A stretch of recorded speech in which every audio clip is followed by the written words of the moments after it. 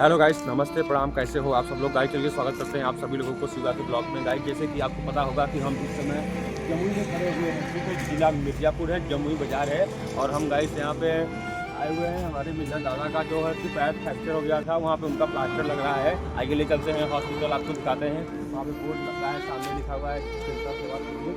आइए हमारी वीडियो में बने रहिए, आपको दिखाएंगे क्या हो रहा है अंदर, क्या नहीं हो रहा है गाइस, ठीक है।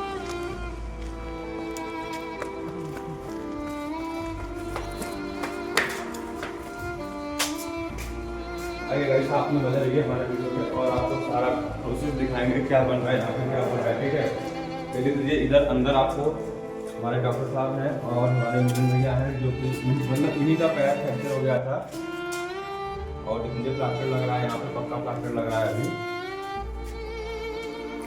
गाइस आप लोग वीडियो को ढेर सारा सपोर्ट दीजिए, ठीक है। वीडियो अच्छा लगे तो वीडियो को लाइक भी करिए, कमेंट भी करिए, ठीक है। और जल्द से जल्द आप लोग कामना करिए यही कि हमारे मिलन भैया का पैर जल्द से जल्द स्वस्थ हो, ठीक हो, बढ़िया हो, ठीक है।